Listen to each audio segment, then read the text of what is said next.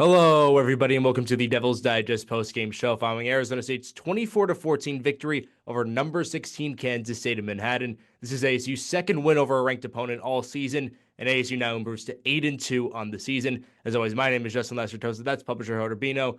And Hode, Kenny Dillingham sort of talked about all season from when ASU was picked last in the Big 12 preseason bowl, all the way up until now, that this team plays better with an underdog mentality, a chip on their shoulder.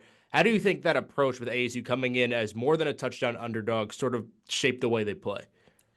Yeah, it's funny because Kenny Dillingham said that he hasn't mentioned more than three or four times the fact that ASU was picked dead last in the preseason media poll of the Big 12 conference. I think the players probably talked about it a little more. It is kind of interesting what a difference a week makes because Kenny Dillingham was very candid when he said that in the week leading up to the UCF game, he felt that that very fine line between confidence and cockiness may have been breached, and he was able to refocus the team as the week progressed. I think that helped a lot with ASU winning that game. As we all know, that was a classic shootout, a game that things did not go smoothly for ASU at all. So here comes the game against Kansas State. You're playing, like you said, a top 25 team on the road. They're coming off a bye. They lost the game to Houston right before the bye. So I think ASU knew that they had quite the challenge ahead of them. So cockiness, confidence was definitely not going to be an issue, but really just focusing and really, I guess I would say, derive the confidence from the focus from being cognizant of what you've done until now and really have that manifest until the game. I think safety Xavier Alford after the game said it the best. People want to disrespect us. That's fine because we know respect is earned, not given.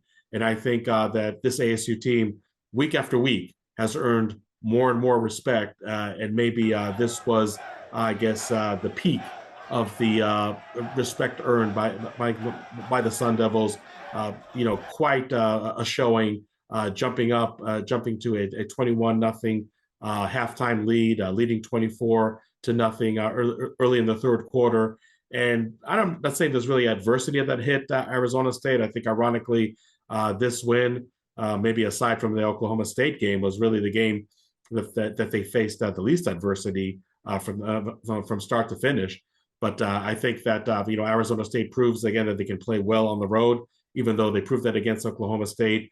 We said in our pregame that playing a team like Oklahoma State versus playing a team like Kansas State is really night and day. But Arizona State, what else can you say? You really have to tip your hat, and they really just hit on all the key aspects we talked about leading into the game. Really were able to impose their will for almost all four quarters, and here they are, 8-2, a team that won 3 games last year, won 3 games the year before. The turnaround is unbelievable.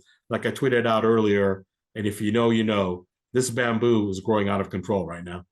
Yeah, and coming into this game, we talked about it in our preview that ASU was going to have a tough time running the ball. Kansas State is obviously the best run defense in the entire conference, but a fairly weak secondary, and it's clear that ASU went to work with that aerial attack very early.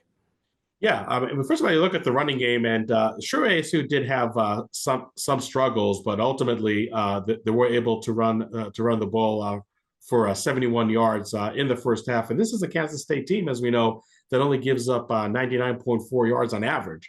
So to come pretty close to that average already in the first half, I really think does say a lot.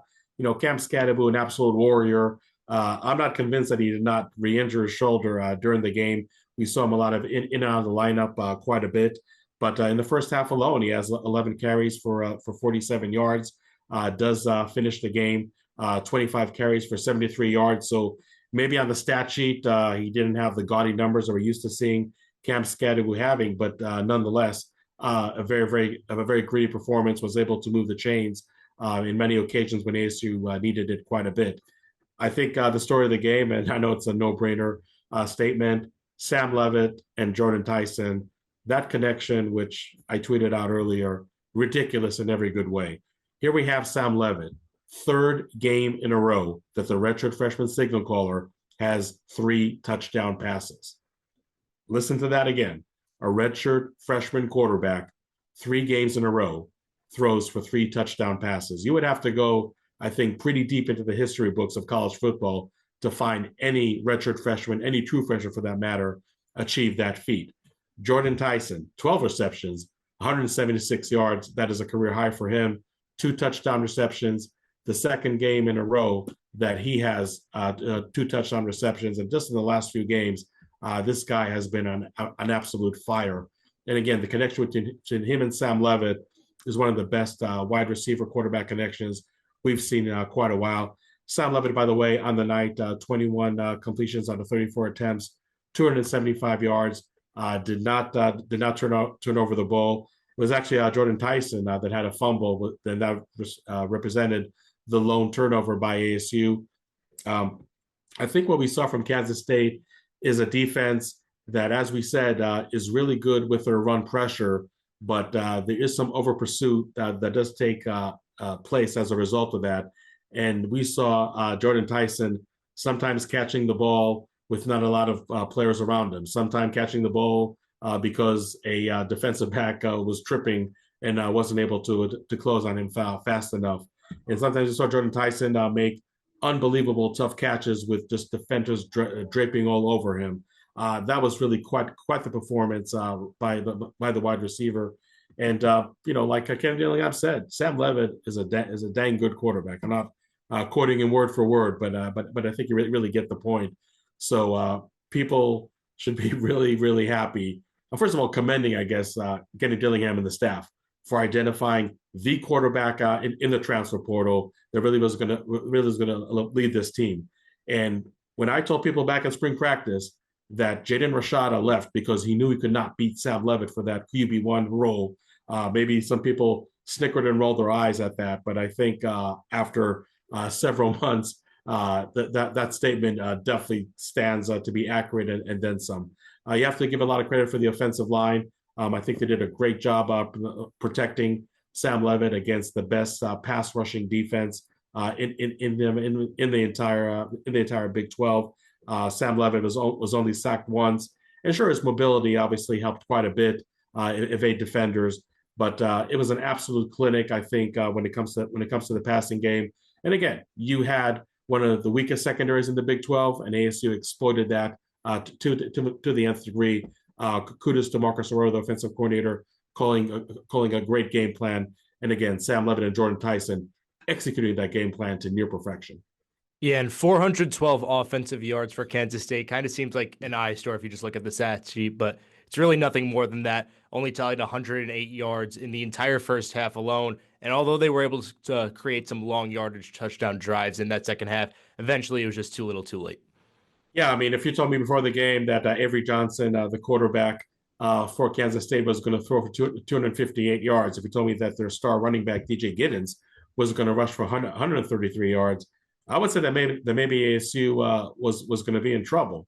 But now the other side of the story, Avery Johnson had not one but 2 interceptions. Even though he had those back-to-back touchdown drives, which really were quick ones for Kansas State, a lot of drives stalled time and time again. Did turn over the ball on downs 2 times. That doesn't really technically count as a turnover on the stat sheet, but if you will, Kansas State handed the ball over to ASU not once but 4 times in this game. They definitely had some field goal kicking issues. One field goal was never attempted because of a botch snap, and a low snap by another a low snap later on in the game was also a field goal that was not executed, went wide left. So I think that special teams did not help at all on a night where Kansas State could have definitely used that help. You look at ASU special teams. We talked about it so many times, Justin. An aspect to really draw the ire of Sun Devil fans. Here's Parker Lewis, who was anointed the field goal kicker just a couple of games ago, makes his lone attempt from 47 yards. So good for him to boost his confidence. Also good maybe to take some of the pressure off this much maligned special teams unit. Cannon Floyd didn't have any eye-popping numbers when it comes to average yards on punt, only 41.5 yards but 2 of them he was able to place inside the 20, and I think that really was able to shackle that much more a Kansas State offense that again really could have used all the help in the world. But I think that the ASU defense, especially in the first half, was able to stifle that unit to time and time again. And this is a Kansas State team that averages, I think, just around 30 points. A team that is very potent running the ball and even passing the ball. Then they're not all that handicap in that area. So quite the performance by the ASU defense, which ironically the last few weeks, Justin, actually playing better on the road than they are at home. If you compare the UCF game to both Oklahoma State and Kansas State contests, but the bottom line is the bottom line. And this ASU team on defense and on special teams is really playing some good football as of late. Yeah, and as we speak, Hode, ASU's next opponent in number 6 BYU is playing against Kansas. There's a reasonable chance that the Cougars are going to arrive in Tempe not only as a top 10 team, but still undefeated on the season. And Kenny Dillingham said that the city should be on fire and ready to grab any ticket that's available. It's homecoming, senior night, huge playoff implications. So what do you think ASU sort of has to do to, again, overcome the odds and kind of put that underdog mentality in their minds and come out with a win? Yeah, I think I talk about the underdog mentality, Justin. If BYU does win tonight, I think yes, ASU is going to be a home underdog. Now it may be maybe just a matter of two or 3 points, but nonetheless, I think that ASU has proven what Kenny Dillingham said earlier in the week. He likes ASU being in the underdog role. He likes them being counted out. He likes Desmond Howard coming on the ESPN show earlier today, not knowing why they're even picking who's going to win between Kansas State and ASU. Big shout out to Pat McAfee, the only one on the ESPN panel that did pick an ASU victory. I already saw Kenny Dillingham and Cam Scadaboo thanking Pat McAfee online for the trust that he did bestow on Arizona State. The Sun Devils obviously rewarded him quite nicely for that trust. But I think for ASU is just really making sure that their mindset more than anything is going to be the correct mindset. And if they're going to be an underdog, I think that's maybe half the work of them being as focused this coming week as they were all week for this Kansas State game. The defense, maybe there was some bend but not break mentality tonight, but I think the Sun Devils are definitely going to be happy to take that mentality. And I think for a guy like Sam Levit, for a guy like Jordan Tyson, still very young players at the early stages of their college career, just make sure that all that success does not go to their head.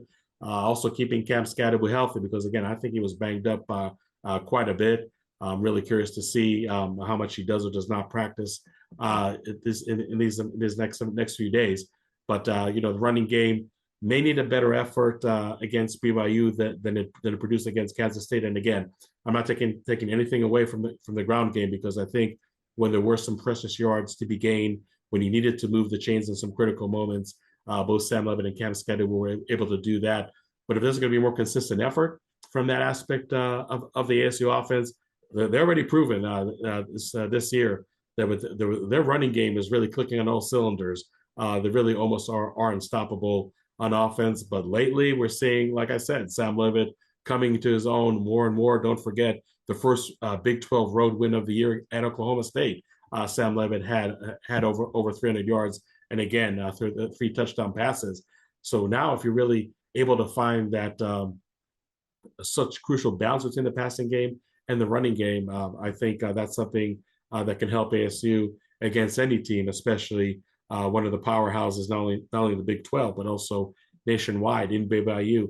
And special teams, again, I think you just can't say enough how much confidence more and more that this unit is gaining week after week. And maybe finally they found their field goal kicker. And maybe Camden Floyd, again, a true freshman. So in some ways you have to understand the ups and downs that he goes through, but maybe he's really able to find his comfort zone in recent weeks. If those all 3 aspects are going to perform at a pretty high level, then I think I like ASU's chances against BYU. Again, we'll see if they're going to beat Kansas tonight or not. But like Kenny Dillingham said, there's no excuse whatsoever for Mountain America Stadium not to be rocking on Saturday at 1:30. If anybody is still in a wait and see mode, don't forget this game against BYU is homecoming. This game against BYU is also senior day. When you talk about a guy like Shamari Simmons, who tipped the ball for the interceptions and had just had a great game all around. I think he deserves a nice send off. I'm going to talk about Cam Scadaboo deserving a nice send off. So really curious to see how the ASU fan base does come out for this game. Again, respect is earned, not given. I don't think ASU really needs to prove how much more respect that they need to be given, but I think that this team right now is just hitting on the right buttons. If they need the outside motivation, they're getting the outside motivation. If they need inside motivation, that's working for them too. You just can't say enough about what an impressive win in Manhattan, Kansas tonight. Well, thank you, Hode, for all your insight. Arizona State now improves to 8-2 on the season, 5-2 in Big 12 play. To stay locked in on all the coverage, go to DevilsDigest.com. Follow Devils Digest on Twitter at Devils Digest. Thanks for tuning in. We'll talk to you guys next week.